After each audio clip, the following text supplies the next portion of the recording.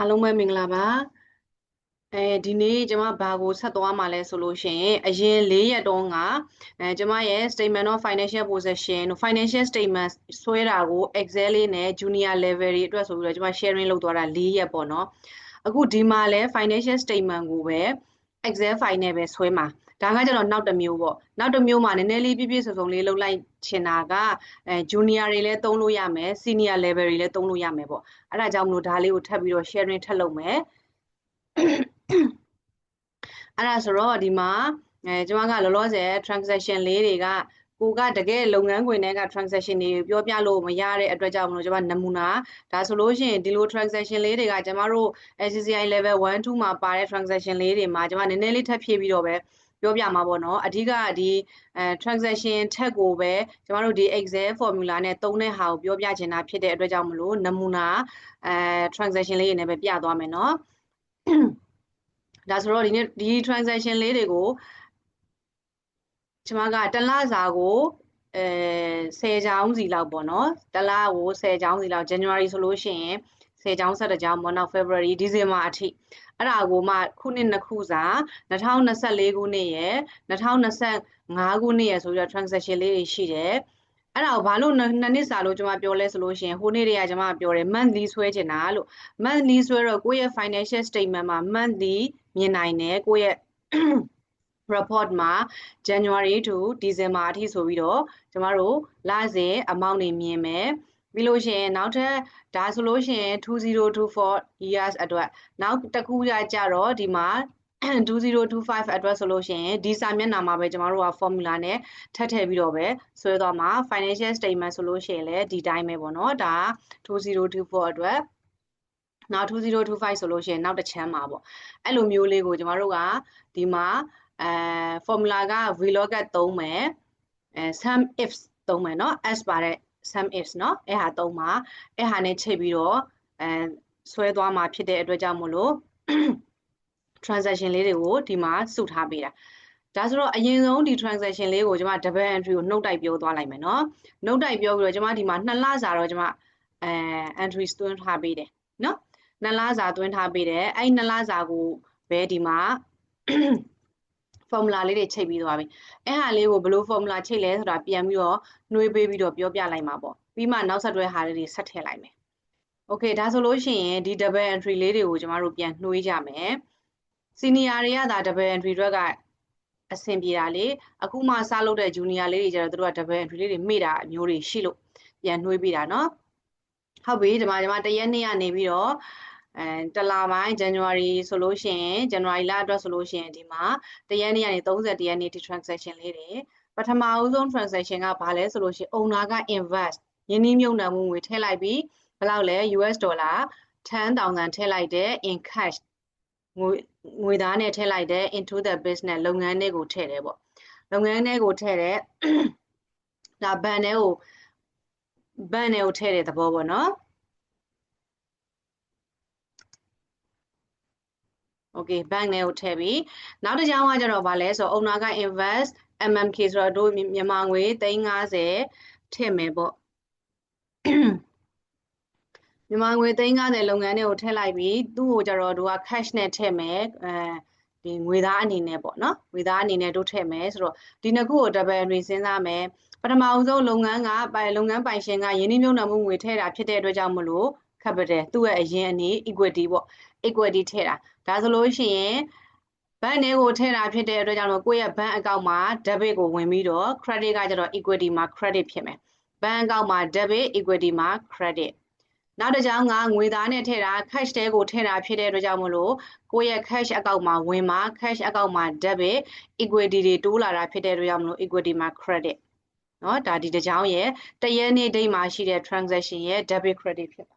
တယ်โอเคနောက်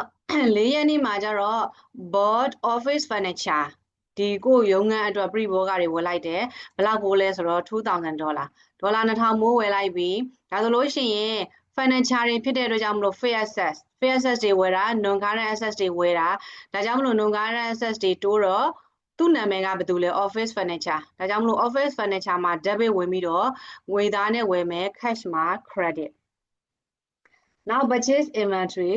purchase inventory ဆိုတော့ inventory တွေဝယ်ပြီး inventory တွေဝယ်တယ်ဆို inventory တွေတိုးတယ် inventory မှာ debit အကျွေးနဲ့ဝယ်တယ်ဆိုတော့တို့ကဒီမှာအကျွေးနဲ့ဝယ်ပြီးပေးရန်ရှိဖော်ရတော့မယ် suppliers ကိုပေးရန်ရှိဖော်ရမယ်နော် suppliers ကိုပေးရန်ရှိဖော်မယ် suppliers တစ်စုံတစ်ယောက်ပေါ့ supplier အကောင့်မှာအကောင့် trade pay တွေပဲပေါ့ trade receivable trade pay တွေပဲဆိုတာ trade လို့ပါတော့ကူးသန်းရောင်းဝယ်မှုအတွက်ပေးရတဲ့အကျွေးတွေ account receivable account pay တွေပဲဆိုတာလည်းရှိရနော် trade လို့ပါလို့ရှိရင်တို့ကကုန်ရောင်းကုန်ဝယ်အတွက်ပေးစရာရှိရစရာရှိအကျွေးတွေကိုမှတ်တမ်းတင်တာဒါကြောင့်မို့ဒီမှာတို့ကကုန်ပစ္စည်းဝယ်တဲ့အတွက်ကြောင့်မို့လို့အကျွေးဝယ်တော့ trade pay တွေပဲမှာ credit inventory မှာ debit ဆိုပြီးစာရင်းသွင်းရမယ်နောက်10ရက်နေ့မှာကျတော့ဗာလဲဆိုလို့ရှင် service တဲ့သူတို့ကသူ့လုပ်ငန်းကဝန်ဆောင်မှုတွေလည်းလုပ်ပေးတယ်အဲ့ဒီကနေမှာ service income ရတဲ့သဘောပေါ့နော်ဒါဆိုတော့ service income အနေနဲ့900ရတယ်တော့$500ရတော့ cash မှာ debit service income မှာ credit ဝင်ငွေဆို credit လေဘာနဲ့ရလဲ cash နဲ့ရတာ cash နဲ့ရတာမလို့ cash မှာ debit service income မှာ credit နောက်16ရက်နေ့မှာ16ရက်နေ့မှာကျတော့ဗာလဲဆိုတော့ receive 1000 from customer တော့အကောင့်နဲ့ customer ကနေပြီးတော့ receive ပေးတာဒါတော့ deposit အနေနဲ့ပေးတယ်လို့မှတ်မယ် deposit အနေနဲ့ပေးရဆိုတို့ကဒီပေါ်မှာဘာမှရောင်းထားတာမရှိသေးဘူးလေဘာမှရောင်းထားတာမရှိတော့ customer ကတို့ကိုကြိုပြီးတော့ပေးတာ advance receipt အနေနဲ့တို့စာရင်းသွင်းထားမယ်ဘာနဲ့ပေးတယ်ဘာမှမပြောရင်တို့က cash နဲ့ရတယ်လို့ယူဆပြီးတော့ cash account မှာ debit 1000ပြီးလို့ရှိရင် advance receipt အနေနဲ့ credit ပေးရန်ရှိဖော်ထားပေးမယ် cash မှာ debit advance receipt မှာ credit ဆိုပြီးတော့ double entry သွင်းပေးရမယ်နောက်19ရက်နေ့မှာ paid utility based တဲ့ဒါ electricity bill လို့ဟာမျိုးပြောတာเนาะဘယ်လောက်လဲ$200ပေးမယ် cash မှာ credit utilities တို့ electricity တို့တခုခုပေါ့ကိုယ့်ရဲ့ chat တော့ account တစ်ခုမှာအကောင့်ဖွင့်ထားရှိမယ် utilities expenses မှာ debit ဆိုပြီးတော့ double entry သွင်းမယ်နောက်တစ်ခုက paid rental charges for January 2024 to December 2024 2024ခုနှစ်တလပိုင်းကနေဒီဇင်ဘာလအထိတစ်နှစ်စာငါးရန်ကအနေနဲ့ဘယ်လောက်ပေးမလဲဆိုလို့ရှိရင်15သိန်းပေးမယ်တဲ့15သိန်းပေးမယ်ဆိုတော့တို့ကတစ်နှစ်စာကြီးဟုတ်လားတစ်နှစ်စာပေးတာเนาะတစ်နှစ်စာပေးသွားတာဆိုတော့အဲ့ထဲမှာ advance တွေပါတော့မှာဟုတ်လားတို့လုပ်ငန်းကလချင်းဆွဲမှာလေလချင်းဆွဲမှာဖြစ်တဲ့လစဉ်တို့က adjustment လေးတွေပြန်လုပ်ပေးရမယ်လောလောဆယ်တော့ဒီမှာပေးတဲ့အကြောင်းအရာကိုပဲ double entry အရင်ရိုက်မယ်ဗမာ debit ဗမာ credit ဖြစ်မလဲ rental မှာတမ်းပြီးထည့်လို့မရဘူးကြိုတင်ပေးထားတာဖြစ်တဲ့အတွက်ကြောင့်မလို့ advance payment ပေါ့ advance payment မှာ credit advance payment ဆိုတာဘာလို့လဲ advance payment ဆိုတာကြိုတင်ပေးတော့ရရန်ရှိဖြစ်တာလေရရန် cash မှာ credit နဲ့ထွက်ပြီးတော့ရရန်ရှိမှာ debit ဖော်ပေးမယ် deposit အနေနဲ့ပေးထားတာเนาะ office rental မှာ debit office rental deposit မှာ debit cash မှာ credit ကိုယ့်ရဲ့ချက်တော့အကောင့်ဆွဲထားတဲ့အကောင့်ခေါင်းစဉ်နာမည်နဲ့ထည့်ရမယ်နော်ကိုကဘယ်လိုမျိုးထည့်ထားလဲdeposit office rental လားတခုခုပေါ့ advance payment လား advance payment ကြိုတင်ပေးတော့ရရန်ရှိဆိုပြီးတော့ရရန်ရှိပေါ်ပေးရမယ်ရရန်ရှိမှာ debit ပြီးရင် cash နဲ့ပေးတာဖြစ်တဲ့အတွက်ကြောင့်မလို့ cash မှာ credit ဆိုပြီးတော့ double entry သွင်းမယ်နောက်23ရက်နေ့မှာ board office supplies တဲ့ဒါကိုယ့်ရဲ့ရုံးမှာသုံးဆောင်ပစ္စည်းတွေဝယ်တာပေါ့ဘယ်လောက်လဲ$300ငွေထွက်သွားတယ်ထွက်တယ်ဆိုတော့ cash နဲ့ပဲထွက်တယ်ဘာမှမပြောရင် cash နဲ့ပဲထွက်မယ် cash မှာ credit office supply expenses မှာ debit ဆိုပြီးတော့ double entry သွင်းမယ်နောက်24ရက်နေ့မှာ paid salaries တဲ့လစာတွေပေးပြီလစာပေးပြီဆိုတော့တို့က salary expenses မှာ debit cash နဲ့ပေးတော့ cash မှာ credit နောက်25ရက်တလ24မှာ customer made advance payment customer advance တွေပဲကြိုပေးထားတာเนาะadvance ပေးတယ်ငွေသားနဲ့ပေးတယ်ဘယ်လောက်လဲ$250ပေးတယ်ဒါဆိုတော့ cash မှာ debit advance receipt မှာ credit ဆိုပြီးတော့ double entry သွင်းမယ်ကြိုတင်ရတော့ပေးရန်ရှိလေပေးရန်ရှိဆိုတော့ဗာလဲ credit side မှာသွင်းပေးရတာနောက်30ရက်နေ့မှာ bought delivery van တဲ့ကဲ delivery van ဆိုတော့ motor vehicle လိုဟာမျိုးပေါ့ဒါဆိုတော့ fixed assets ဝယ်တာဒါဆို fixed assets ဖြစ်တဲ့ non current assets မှာ debit cash နဲ့ဝယ်တာဆိုတော့ cash account မှာ credit now 31st January 24မှာrepay $500တော့ account pay တွေပဲ in cash တဲ့ account payable in cash တဲ့ account payable ဆိုတာအရင်တော့ကတော့အကျွေးဝယ်ထားတာရှိလို့ပေါ့အပေါ်မှာပြန်ကြည့်ရင်သိတယ်လေအပေါ်မှာတို့အကျွေးဝယ်ထားဘူးတာတကြောင်ရှိခဲ့တယ်မှာ purchase inventory 500 credit တဲ့အကျွေးနဲ့ဝယ်ခဲ့တာအဲ့ဒီအကျွေးအခုဒီမှာပြန်ဆက်တဲ့သဘောပေါ့နော်ပြန်ဆက်လိုက်ပြီ rebate 500တော့ account payable in cash တဲ့ဒါဆိုတော့ cash နဲ့ပေးရဆိုတော့ကိုယ်လုပ်ငန်းတွေကငွေထွက်သွားတယ် cash မှာ credit ပေးရန်ရှိတွေညော့သွားတော့ပေးရန်ရှိက credit ညော့သွားတော့ debit နဲ့သွင်းတယ်ဒါကြောင့်ဒီ transaction အတွက်ဆိုလို့ရှိရင် account payable မှာ debit cash မှာ credit ဆိုပြီးတော့ debit entry သွင်းတယ် okay ဒါဆိုလို့ရှိရင်တစ်လစာသူ့ရဲ့ transaction လေးတွေပေါ့အဲ့မှာတို့တွေက adjustment လေးတွေလကုန်ရင် adjustment လေးတွေရိုက်ဖို့ရှိတာဘာလဲလို့ပြောလို့ရှိရင်ကိုယ်လုပ်ငန်းထဲမှာ fee access တွေရှိမယ်ဒါဆိုရင်တို့နဲ့ပတ်သက်တဲ့ depreciation တွေ adjustment လုပ်ပေးရမယ်နောက်လူမှုဖူလုံရေးကြေးတွေလက်ကုန်လို့စရင်ပိတ်တဲ့အချိန်မှာကိုယ့်ရဲ့ငွေသားအကောင့်တွေကငွေတွေကမထွက်သေးဘူး။ဘာကြောင့်လဲလူမှုဖူလုံရေးဆိုတာအရှိဖိုင်ဒီမှာပြောခဲ့ဘူးတလို့ပဲလူမှုဖူလုံရေး payment ဆိုတာလက်ကုန်ပြီး9ရက်အတွင်းမှာသွားဆောင်ကြတာ9ရက်အတွင်းတော့၎င်း10ရက်အတွင်းတော့၎င်းအဲ့အတွင်းမှာသွားဆောင်တာဖြစ်တဲ့အတွက်တို့တွေစရင်ပိတ်တဲ့အချိန်မှာငွေမထွက်သေးဘူး။ငွေမထွက်သေးတော့တို့တွေရဲ့ income statement တို့statement of financial position တို့ရဲ့ statement တွေဒီ accrual basis နဲ့သွားတာဒီကာလအတွက်သက်ဆိုင်တဲ့ဝင်ငွေမှန်သမျှထည့်မယ်ဇရိတ်မှန်သမျှထည့်မယ်ဒါကြောင့်မလို့ငွေမထွက်သေးရင်လည်းတို့က adjustment တွေအနေနဲ့ accrue တွေ prepaid တွေပေါ်ခဲ့ပြီးတော့စရင်ထည့်ပေးရမယ်ဒါကြောင့်မလို့ဒီမှာဟောဒီ fee access တွေရဲ့ depreciation တွေကငွေတကယ်မထွက်ဘူးတကယ်အသုံးစရိတ်မဟုတ်ပေမဲ့လို့ accrual basis ဖြစ်တဲ့အတွက်ကြောင့်မလို့တခါတည်း adjustment ရိုက်ပြီးတော့ဇရိတ်သဘောပေါ်ပြပေးမယ် fee access တွေကို depreciation လုပ်တဲ့အခါမှာ office equipment ဆိုလို့ရှိရင် 10% furniture fitting ဆို 5% ဒီမှာကျွန်မဒီ percentage တွေနဲ့လုပ်မယ်နော် model vehicle ဆို 20% တကယ်လက်တွေ့မှာအခွန်ရုံးကသတ်မှတ်ထားတဲ့ rate အတိုင်း percentage တွေနဲ့တွက်ရမယ်ကိုယ်လုပ်ငန်းဝင်မှာကြတော့ management ကနေပြီးတော့ဒီ model vehicle ကိုဘယ်နှစ်သုံးမလဲဒီအဆောက်အဦကိုဘယ်နှစ်နဲ့ depreciation ချမယ်သူတို့ရဲ့ management ရဲ့ adjustment management ရဲ့ instruction အတိုင်းလုပ်ပေးရမှာဖြစ်တဲ့အတွက်ကြောင့်မို့လို့ depreciation တွေဒီကိုယ်လုပ်ငန်းကဆွဲတဲ့ဟာနဲ့အခွန်ရုံးကအခွန်မှုတွက်ချက်တဲ့ဟာနဲ့ကမတူပါဘူးအဲ့လိုမတူတာတွေကဘယ်နေရာမှာသွားပြီးကွဲပြားသလဲဆိုလို့ရှိရင် profit and loss ထွက်တဲ့နေရာမှာကွဲပြားသွားလိမ့်မယ်ဒါကြောင့်မလို့နောက်ဆုံးမှာပြန်ပြီးတော့ adjustment တွေလုပ်ပေးရသေးတာပေါ့နော် okay ဒါကတစ်ပိုင်း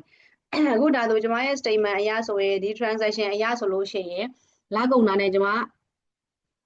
adjustment လုပ်မယ်ဘာထည့်မလဲ depreciation တွေထည့်မယ်အခုဒီမှာဒီအခြေအနေရဆိုလို့ရှိရင် fee access နှစ်ခုရှိမယ်ဘာလဲဆိုတော့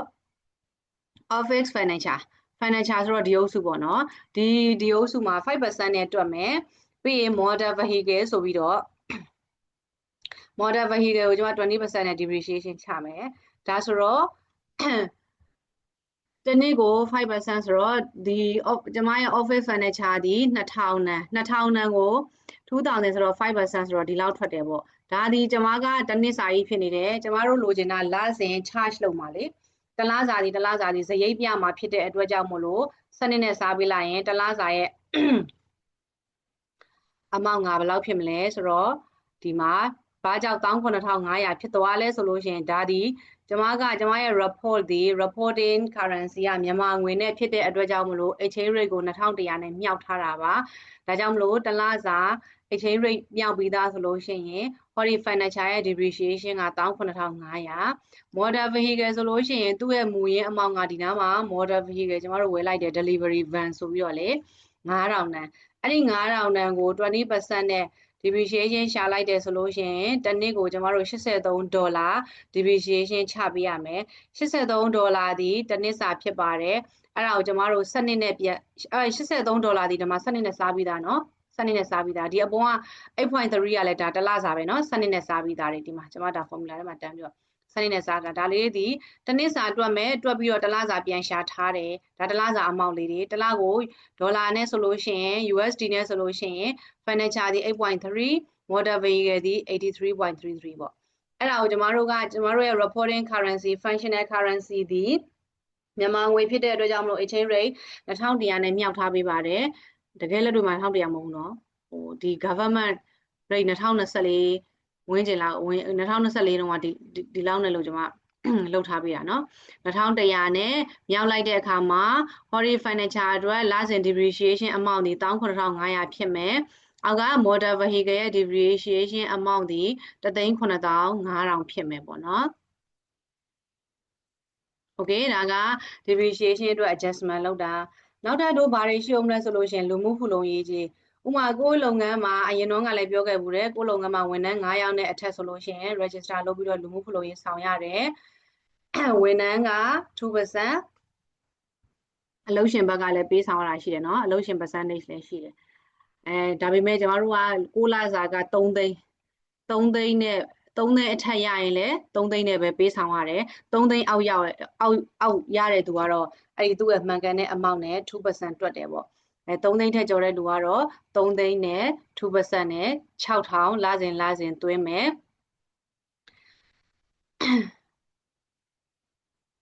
အလုပ်ရှင်ကကျတော့3%ပေါ့3%ဆိုတော့3သိန်းသမားဆိုလို့ရှိရင်ဝန်ထမ်းက6,000အလုပ်ရှင်က9,000သူ့ရဲ့လူမှုဖူလုံရေးအတွက်အားလုံးပေါင်း1,500ဆောင်ရတယ်ပေါ့အဲ့လိုမျိုးနဲ့ဆောင်ရတယ်ဆိုတော့ဝန်ထမ်း9ယောက်ရှိရင်ဒါ3သိန်းနဲ့ပဲတွက်လိုက်ပြီကျွန်မ3သိန်းနဲ့လောလောဆယ်3သိန်းအထက်ရတဲ့ဝန်ထမ်းတွေပဲဆိုတော့ကိုယ်လုပ်ငန်းမှာเนาะအနည်းဆုံး3သိန်းမှမရရင်လည်းလုပ်မနေတော့နဲ့အနည်းဆုံးတန့်ရှင်းတောင်မှဝင်ချင်း3သိန်းမကပေါ့နော်အခုကအနေထားရ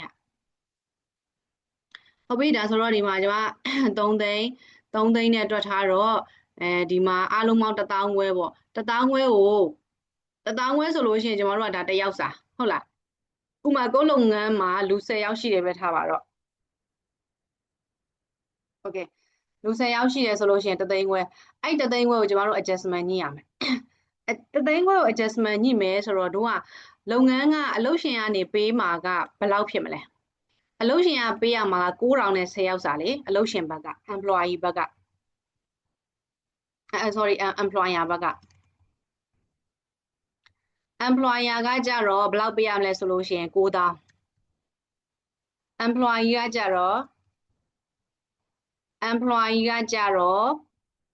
ဘယ်လောက်ပေးရမလဲဆိုတော့ကျမတို့က6,000 9,000 နဲ့ 6,000ဆိုတော့1,500ကဲဒါဆိုလို့ရှိရင်ဒီလုပ်ငန်းအနေနဲ့ expenses ကတော့ဘယ်လောက်လဲ9,000တို့ကဝန်ထမ်းတွေစီကနေပြီးတော့လစာတွေကပြန်မဖြတ်ရသေးဘူးဆိုတော့လစာတွေကနေပြီးတော့တခါတည်းဖြတ်မယ်လကုန်တဲ့ချိန်မှာလစာတွေကတခါတည်း net လုပ်ပြီးတော့နှုတ်မယ်ဆိုလို့ရှိရင်တော့ကျမတို့က employee အတွက်ဒီမှာမသွင်းတော့ဘူးเนาะကျမဒီမှာတခါတည်းပဲ employer အတွက်9,000ကိုပဲကျမတို့ adjustment လုပ်တော့မယ်အဲ့ဆိုတော့ကဲကိုလုပ်ငန်းရဲ့ SSB ဆောင်ပြီး SSB expense ပဲဖြစ်တဲ့အတွက်ကြောင့်မလို့ SSB expenses မှာ debit ပြီးလို့ရှိရင်တို့ကလကုန်တဲ့အချိန်မှာငွေမထွက်သေးဘူးဖြစ်တဲ့အတွက်ကြောင့်မလို့ pay and ship ပေါ်မှာ SSB payable မှာ credit ဆိုပြီးတော့ဟောဒီ9,000 adjustment တစ်ကြောင်းရိုက်မယ်ပြီးရင် PIT လည်းအဲ့လိုပဲ PIT ကတော့ personal income tax ဝန်ထမ်းတွေရဲ့ income tax ဖြစ်တဲ့အတွက်ကြောင့်မို့လို့ဒီ PIT tax မှာ expenses မှာ debit ပြီးလို့ရှိရင် pay and ship PIT payable ဆိုပြီးတော့ credit ရိုက်မယ်ဒါကလည်းအခွန်ပေါ်မှာကိုယ့်ရဲ့ဝင်ငွေလစာပေါ်မှာတွက်ချက်လိုက်တဲ့ amount တခုထွက်လာမှာပေါ့နော်ဒီမှာတော့ကျွန်မမရိုက်ပြတော့PIT amount တွေမတွက်ချင်တော့ဘူးနော်ဟုတ်ပြီနောက်တစ်ခု office rental နဲ့ပတ်သက်ပြီးတော့ကျမတို့ကဒီနားမှာ office rental ကိုတစ်နှစ်စာ deposit တစ်နှစ်စာကြိုပေးလိုက်တဲ့သဘောကြိုပေးလိုက်တာကပထမဦးဆုံးကျမတို့ cash မှာ credit advance payment မှာ debit ဆိုပြီးတော့ရိုက်ထားတာသို့တော်လည်းလကုန်တဲ့အချိန်မှာကျမတို့ကဟောဒီ January လတစ်လစာရဲ့စရိတ်ကို charge လုပ်ရအောင်ပါဒါကြောင့်မလို့ office rental expenses မှာ debit ဒီဟောဒီ pay and ship ပေါ်ထားတဲ့နေရာမှာလေ sorry ကြိုတင်ပေးလို့ရရန်ရှိပေါ်ထားတဲ့နေရာမှာ credit ပေါ့ office rental expenses မှာ debit ကြိုတင်ပေးထားလို့ prepaid expense မှာ credit ဆိုပြီးတော့ကျမတို့ပြန်ပြီးတော့ adjustment လေးရိုက်ပေးမယ်ဟုတ်ပြီပြီးရင်ရိုက်ပြီးသားဟာလေးလည်းကျမပြန်ပြပေးမယ်เนาะအခုဒီမှာဒီ adjustment နေရာပြောတာအကယ်လို့ကိုလုပ်ငန်းက service ပေးတဲ့လုပ်ငန်းဆိုလို့ရှိရင်ဟောဒီ service ကိုလှုပ်ဆောင်ပေးတဲ့ဝန်ထမ်းတွေကိုလည်း commission တွေဘာတွေပေးရတာမျိုးရှိတယ်လကုန်ချင်းမှာဒီဝန်ထမ်းလုပ်ပေးထားတဲ့ project ကဘယ်နှခုလဲဆိုတာကျမတို့ကအသေးစိတ်မသိသေးဘူးမသိသေးတဲ့အတွက်ကြောင့်မလို့ amount ကဒီလကုန်တဲ့အချိန်မှာမှန်းပြီးတော့ထည့်ရတဲ့ amount တွေရှိတယ်အဲ့လိုမျိုးဟာဆိုလို့ရှိရင်လည်း adjustment လုပ်ပေးရမယ်အထက်မှာပါတယ်ပေါ့ငွေမထွက်သေးတဲ့အရာမှန်သမျှထွက်ဖို့သေးကြတယ်ပေါ့အဲ့လိုမျိုးဟာတွေဆိုလို့ရှိရင်ကျမတို့က accrual basis ဖြစ်တဲ့အတွက်ကြောင့်မို့လို့ adjustment လေးတွေရိုက်ပေးရမယ်account payable တော့လက်ကောင် other variable တော့၎င်းပေါ့အဲ့လိုမျိုးလေးတွေနဲ့ adjustment တွေရိုက်ပေးရမယ် receivable ဆိုလဲဒီတိုင်းပဲဟုတ်ပြီဒါဆိုမဖြစ်မနေဒီ transaction လေးတွေရမဖြစ်မနေ adjustment ရရမှာဒီdeviation ရှိတယ်เนาะပြီးရင် office run တွေရှိတယ်ဟုတ်ပြီဒါဆိုတော့ဒါတလားစာအတွက်ကိုကျွန်မ double entry ကို note တိုက်လေးပြောသွားပေးတာဒါဆိုတော့ဒီမှာကြည့်ဒီအချက်လက်တွေကိုအခြေခံပြီးကျွန်တော်တို့ financial statement ဆွဲမယ်ဆိုတော့ကျွန်မရဲ့ financial statement ပုံစံလေးအရင်ဦးဆုံးကျွန်တော်တို့က financial statement ဆွဲမယ်ဆိုလို့ရှိရင်ကိုနေ့ကကျွန်မနမူနာပြောခဲ့တာအဆင့်5ဆင့်လို့ပြောတယ်ဒီမှာတော့ကျွန်မက6ဆင့်လောက်ဖြစ်သွားတယ်ပေါ့နော်ဘာကြောင့်လဲဒီမှာ chat account ရှိမယ်ပြီးရင် general entries ရှိမယ် ledger ရှိမယ် try ရှိမယ်ကိုနေ့က junior level အတွက်ကျွန်မပြောလိုက်တဲ့အထက်မှာ chat account ရှိမယ်ဒီ general entry ကနေကျွန်တော်တို့ဘာတွေယူသွားလဲ ledger တွေ try ဆွဲတဲ့ income statement balance sheet ဆွဲတယ်အခုလည်းဒီပုံစံအတိုင်းပဲသုံးတဲ့ formula လေးမတူတော့တာပဲရှိတာเนาะ okay ပထမဦးဆုံး chart account now general entries အဲ့ဒီကနေ ledger try balance income statement balance sheet ဆိုပြီးတော့ဒီမှာ chart account ဆိုကျွန်မနှိပ်လိုက်ရင်ကျွန်မရဲ့ chart account ရောက်သွားလိမ့်မယ်နောက်တစ်ခါဒီ general ledger ကိုနှိပ်လိုက်ရင်ဟောဒီကျွန်မရဲ့ general ledger ကိုရောက်သွားလိမ့်မယ်အဲ့ဒါကြောင့် hyperlink နဲ့ချိန်ထားတာ hyperlink ကတိလားမသိဘူးเนาะတော်တော်များတော့သိမယ်ထင်တယ်သူကဒီမှာအဲ့ကိုစာသားလေးကိုထောက်လိုက်ပြီးမှအမှ hyperlink ဟို over hyperlink ဆိုပြီးနေတယ်အခုဒီမှာဆိုကျွန်မ edit လုပ်ချင်တယ်ဆိုဒီမှာhyperlink ဆိုဒီလို box လေးပေါ်လာတယ်အဲ့ဒီကနေမှကျွန်တော်တို့ကဒီမှာကိုချိန်မဲ့ဟာလေးကိုနှိပ်လိုက်ပြီးတော့ okay လုပ်လိုက်လို့ရှိရင်ကိုယ့်ရဲ့ hyperlink ဝင်သွားတယ်လေဟုတ်ပြီဒါဆိုအဲ့လိုလေးချိန်ထားတာကိုပြချင်တာ okay ဒါကကျွန်မရဲ့ဒီ hori excel sheet မှာရှိနေတဲ့ sheet အားလုံးရဲ့နာမည်တွေပေါ့နော်ဒီမှာကျွန်မအဓိကကျွန်မ sheet 6ခုရှိရပေါ့ hori 6ခုထဲမှာပထမဆုံး chart account အဲ့ဒီ chart account ပြီးရင်ကျွန်မရဲ့ဒီ hori transaction တွေကိုကျွန်မ general entries ရိုက်မယ်ရိုက်ပြီးရင်အဲ့ဒီကနေမှ ledger ကို pivot table နဲ့ယူမယ်ပြီးရင် try balance လည်း pivot table နဲ့ယူမယ်ပြီးရင် income statement နဲ့ balance ကိုတော့ sum ifs နဲ့သုံးမယ် okay ဒါဆိုတလားစာဘလို့ဆို COA ကိုကြည့်မယ်ကိုယ့်ရဲ့ chart account account မှာအရင်တုန်းကလည်းပြောခဲ့ဘူးတဲ့ account code ရှိရမယ် account name ရှိရမယ်ဘယ် financial statement ရဲ့ဘယ်နေရာကိုသွားတယ်လဲဆိုတဲ့နေရာလေးလည်းဖော်ပြပေးရမယ်ပြီးရင်ကိုယ့်ရဲ့ဒီ account တွေဒီသူ့အုပ်စုလိုက်ရှိတယ်ဘယ် group လဲဒါ account head ဖြစ်ခြင်းလည်းဖြစ်မှာပေါ့တချို့က account head လို့သုံးတယ်ဒီမှာ sub group ကိုကျတော့ sub account လို့သုံးတယ်ဒီမှာကျမ group လို့သုံးထားတယ်ကိုယ့်ရဲ့အာတန်ရအသုံးလုံးသုံးပေါ့နော်ဟုတ်ပြီဒီမှာဆိုလို့ရှိရင် one အုပ်စုဒီ SS အုပ်စုဖြစ်တယ်ပေါ့ SS မှာမှဒီနေရာမှာဒီဘယ်သူတွေလဲဆိုလို့ရှိရင် current asset ဒီမှာထိတ်ဆုံးမှာဆိုလို့ရှိရင်ဘယ်သူရှိမလဲ non current assets အုပ်စုတွေလေ fixed asset အုပ်စုတွေ asset အုပ်စုကို1လို့သတ်မှတ်တော့ current asset ပဲဖြစ်ဖြစ် non current assets ပဲဖြစ်ဖြစ်အရှိဆုံးမှာ1ပဲเนาะ1ဒါဆိုတော့1ကနေစတယ် 1-1001 ဒီ model vehicle account code တွေသက်ဆိုင်ရာ account code တွေထည့်တယ်ဒီမှာ model vehicle feature furniture and features office equipment copyright and patent right patent အဲ့မှာကျွန်တော်တို့ကဒါတွေဒီဘယ် financial statement ကိုသွားတာလဲ non current assets ဖြစ်တဲ့အတွက်ကြောင့်မလို့ balance sheet ကိုသွားတယ်အုပ်စုခွဲလိုက်ရင် non current assets ဖြစ်တယ် subgroup အနေနဲ့သူ့ရဲ့အုပ်စုအပါလဲ non current assets ဆိုမှာ tangible နဲ့ intangible ရှိသေးတယ်လေအဲ့လိုမျိုးပြန်ခွဲတယ်ဒီမှာ copyright တို့ဘာတို့ဒီnon current assets အုပ်စုပဲဒါပေမဲ့ဗာလဲ intangible ထိတွေ့ကင်တွယ်လို့မရတယ် asset အုပ်စုပေါ့အဲ့လိုမျိုးလေးတွေခွဲပေးရတာဒါက fixed assets တစ်ပိုင်းအပေါ်တစ်ပိုင်းပြီးရင် current assets ကဘယ်သူတွေရှိလဲ cash in hand cash in hand ဟိုမှာကိုယ်လုပ်ငန်းကြီးကိုယ့်ရဲ့ local currency လည်းရှိသလို USD account လည်းရှိရပေါ့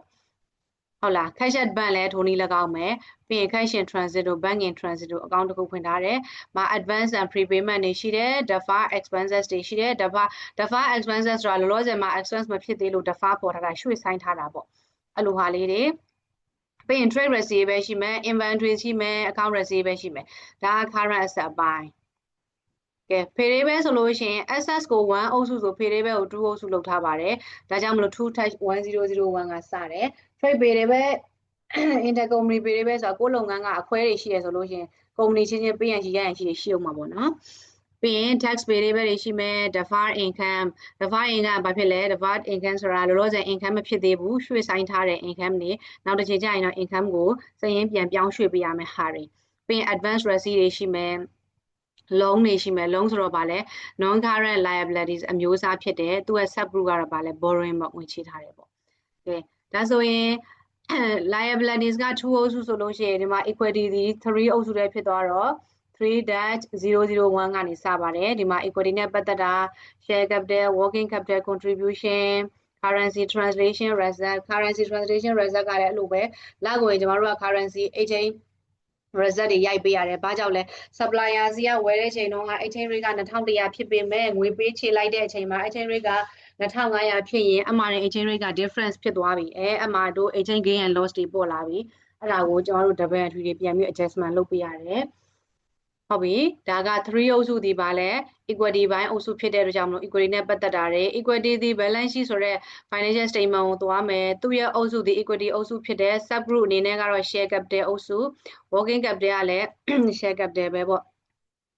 ဒီမှာကြည့်ဒီမှာဆိုလို့ရှိရင်ဒီ share capital နှစ်ခုဒီ equity တဲကိုထည့်တဲ့ share capital ဒီတို့ကစာရွက်စာတမ်းနဲ့ဒီရင်းနှီးမြှုပ်နှံမှုကော်မရှင်ရုံးမှာ register လုပ်ထားတဲ့ amount ပဲ share capital ဖြစ်တယ်လုပ်ငန်းလိုအပ်ချက်အရာ working capital လိုအပ်ချက်အရာပိုင်ရှင်ရတော့၎င်းရုံးတွေကယာရုကြီးပိုင်းတရားကတော့၎င်းခဏတာ site ပေးထားတာဒီ share capital မဖြစ်ဘူးယင်းနှိမ့်မြုပ်နှံမှုကော်မရှင်ရုံးမှာ register လုပ်ထားတဲ့ amount သာ share capital ဖြစ်တာเนาะ now currency translation reserve ကဆော့ဆော့ပြောသလိုပဲ exchange gain or loss တွေကြောင့်ဖြစ်လာတယ်ပြီးရင် retain earning ဆိုတာအများသိထားတဲ့အတိုင်းပဲ opening retain earning နဲ့ for the year profit သို့မဟုတ် loss တွေနဲ့ဆက်ပြီးတော့ accumulate ယူလာလိုက်တဲ့အခါမှာ retain earnings ဖြစ်ပါတယ်ပြီးရင် profit or loss for the year for the month ပေါ့အဲ့ဟာတွေပါမယ်ဒါတွေအားလုံးဒီ share capital အမျိုးအစားတို့accumulate profit or loss တို့ဒီ subgroup လေးတွေနဲ့သူ့အရင်သက်ဆိုင်ရာရှိတယ်เนาะ group အုပ်စုထဲမှာဆိုဘယ်အုပ်စုမှာပါလဲဒါတွေက equity ထဲမှာပါတာဘယ် statement ကိုသွားမလဲ balance sheet ကိုသွားမှာ3ဒီ equity အုပ်စုဆိုလို့ရှိရင်က4ကို income အုပ်စုလို့သတ်မှတ်ထားတာ service income ရှိမယ် inventory တွေ goods တွေရောင်းတဲ့ sales ရှိမယ် other income ရှိမယ်အတိုးတွေရတဲ့ interest income တွေရှိမယ်ဟုတ်လား now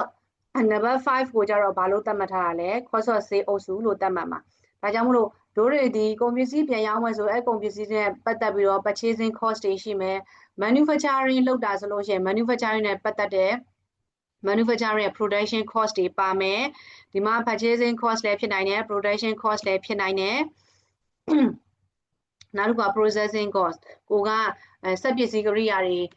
ရောင်းတာဆိုလို့ရှိရင်အဲ့ဟာတွေကိုတို့က processing လုပ်ရတဲ့ installation cost တွေအဲ့လိုဟာတွေရှိမှာပေါ့နော်ဒါဒီတို့ရဲ့ cost of sale ပေါ့အယောင်းရှိရင် cost of sale လည်းရှိမယ်နော်ဒီအယောင်းဒီကုန်ပစ္စည်းနဲ့ပတ်သက်တဲ့ cost ကိုလည်းတို့က adjustment ရိုက်ပေးရတယ်နော်အဲ့ဒါမှတို့ရဲ့ GP ထွက်မှာလေOkay ဒါဆိုရင်ဒီ cost တွေဒီဘယ်ကိုသွားမှာလဲ income statement မှာပြပါတယ်သူ့ရဲ့ group ကဘာအမျိုးအစားလဲ cost of sale အမျိုးအစားပါ sub group ကလည်း cost of sale ပဲပေါ့ now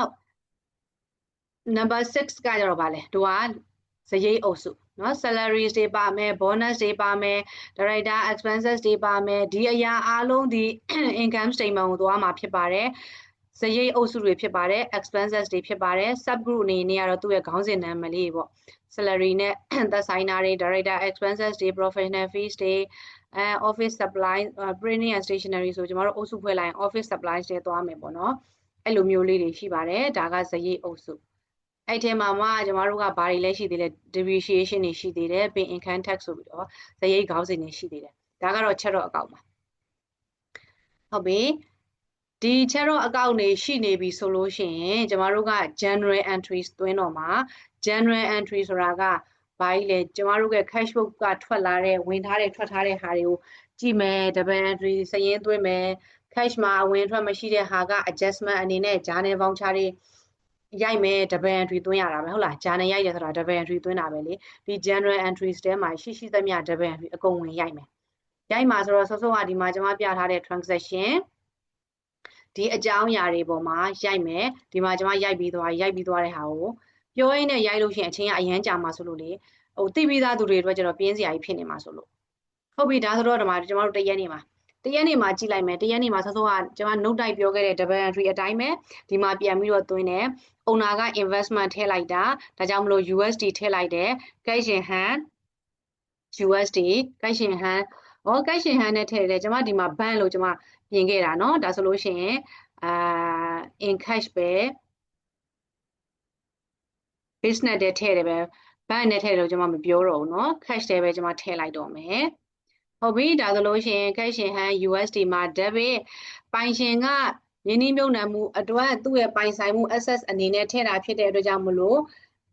ပထမဦးဆုံးထည့်တာဆိုတော့ဘာအနေနဲ့ထည့်တာ share equity အနေနဲ့ထည့်တာဒါကြောင့်မလို့ cash in hand USD နဲ့ထည့်တာမလို့ cash in hand USD မှာ debit share capital မှာ credit နောက်တစ်ကြောင်းကဘာကြီးလဲနောက်တစ်ကြောင်းကကျတော့350ထည့်တယ်ယင်းနှိမ့်မြုပ်နှံမှုအတွက်ပဲထည့်တာဖြစ်တဲ့ကြောင့်မြန်မာငွေထည့်တာဒါကြောင့် cash in hand MMK မှာ debit share equity မှာ credit furniture တွေဝယ်တယ် furniture မှာ debit cash နဲ့ထွက်တော့ USD နဲ့ဝယ်တယ် cash in hand USD မှာ credit inventory ဝယ်တယ် inventory မှာ debit pay and ရှိမှုလို့ trade pay တွေပဲကုန်ပစ္စည်းဝယ်တာကုန်သွယ်မှုအရာ pay and ရှိတာဆိုလို့ရှိရင် trade ပေါ့ trade pay တွေပဲမှာ credit inventory မှာ debit trade pay တွေပဲမှာ credit ကဲနောက်တစ်ခုကကြာရောင်းတယ် service ကြောက်ရတာ service ကြောက်ရတာဆိုတော့ cash မှာ debit service income မှာ creditနောက် customer စီကနေရတယ်ကဲ customer စီကဒီမှာရတယ်ဒီဒါကိုကျမတို့တန်းပြီးတော့ sales အနေနဲ့ရိုက်မယ်ဆိုလို့ရှိရင်လည်းရတယ်เนาะတချို့ customer တွေကကျတော့ deposit အနေနဲ့ပေးထားတာဖြစ်တဲ့အတွက်ကြောင့်မလို့ကျမဒီမှာ deposit အနေနဲ့မရိုက်ဘူး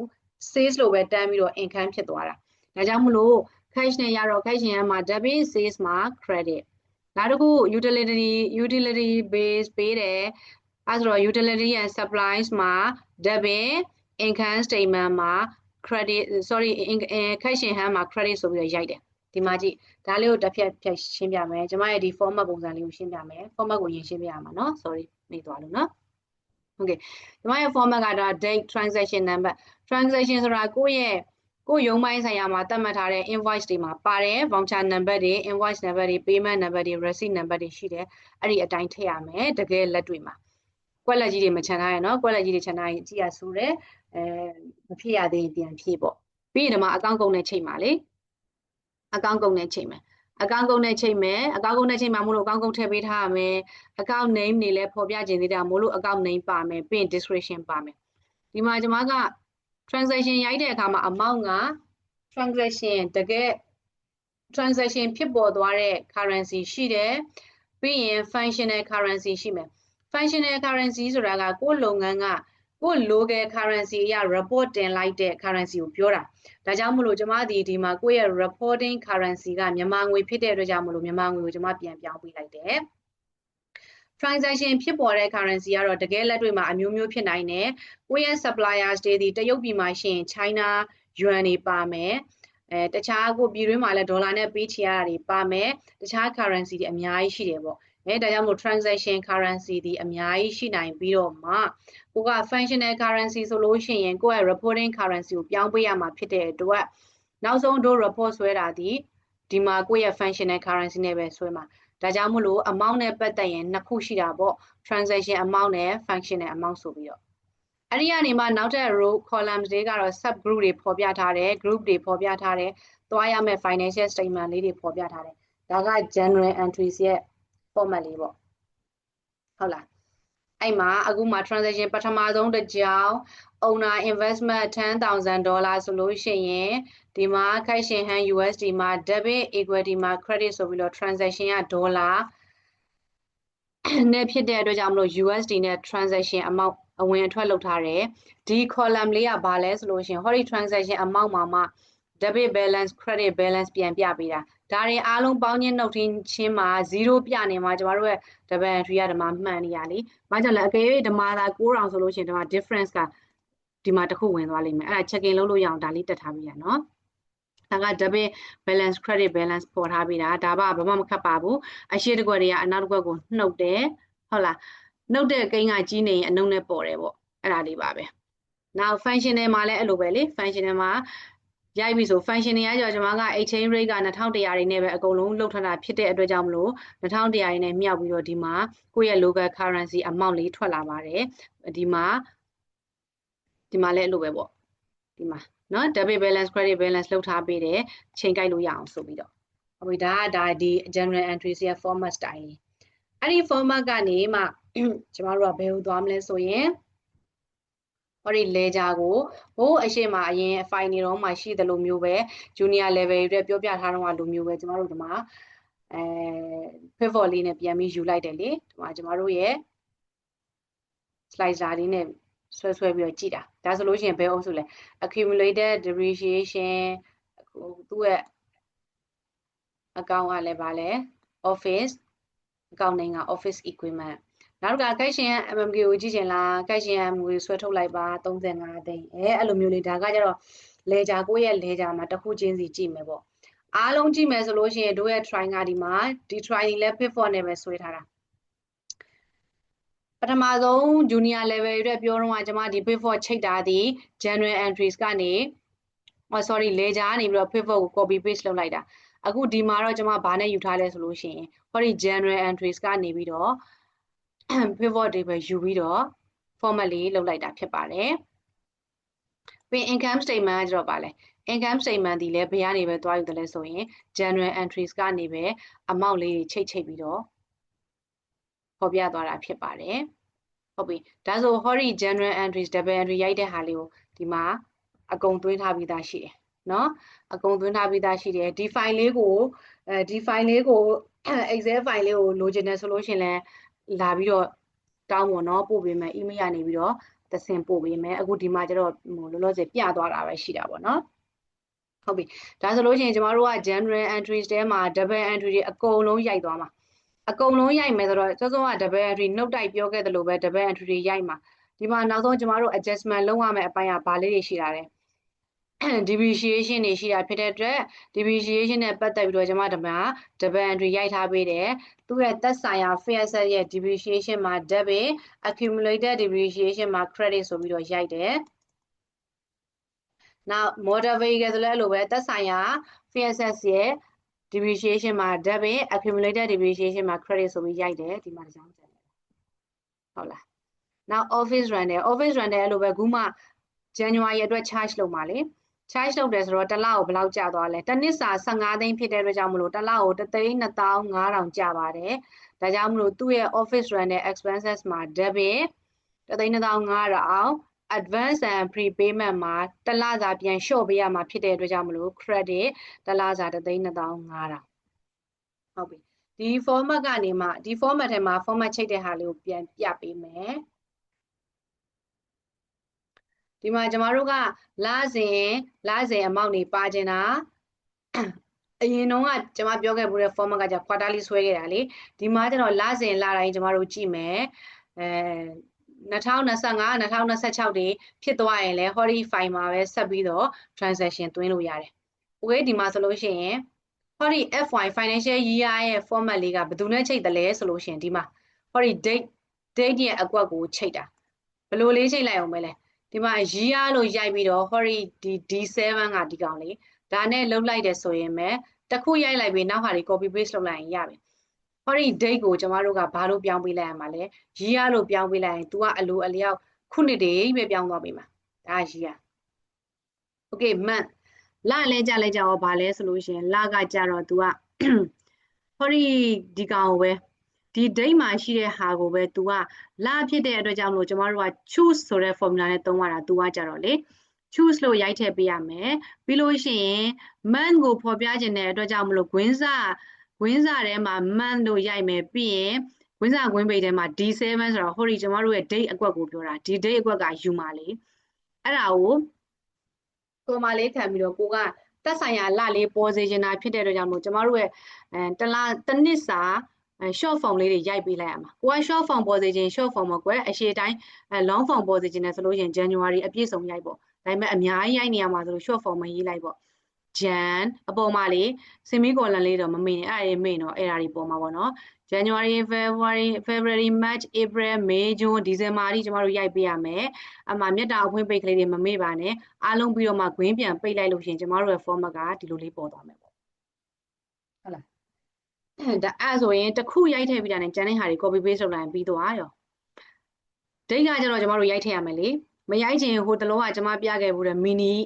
calendar လေးကိုယူထားလိုက်ဒီမှာ home နဲ့ကနေမှဒီမှာ add ins ဆိုတဲ့နေရာလေးမှာ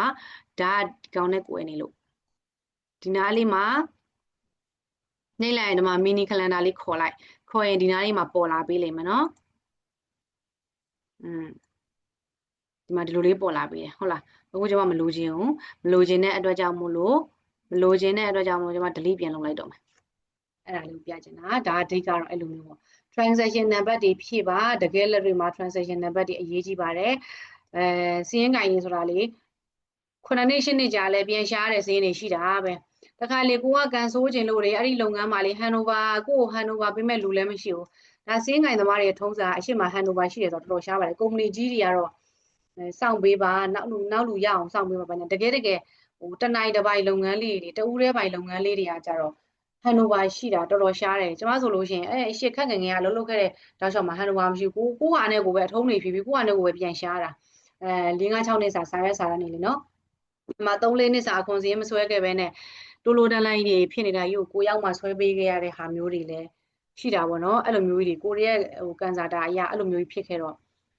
အစဆုံးပြန်လုပ်ရတာပေါ့အဲ့လိုမျိုးတွေပြန်ရှားတဲ့အခါမျိုးကြလို့ရှိရင်နောက်လူလည်းအဆင်ပြေအောင်ကိုလက်ထက်မှာကိုကနေကိုစနစ်တကျလုပ်ပေးခဲ့လိုက်ပေါ့နော်ဒီမှာ transaction number တွေတခြားတက်ပေးရမယ်ကဲ account code တစ်ခုရိုက်ထည့်လိုက်တာနဲ့ဒီမှာချိန်တယ်ဆိုတာအရင်တော့ကျွန်တော်တို့ vlogger နဲ့ပဲချိန်ခဲ့တာလေ vlogger နဲ့ပဲချိန်တာဆိုတော့မှတ်မိပါသေးတယ်ဟိုနေ့ကမှ file 4 file တင်ထားတာ vlogger တွေအပြည့်အမြန်လာချိန်သွားတာနော်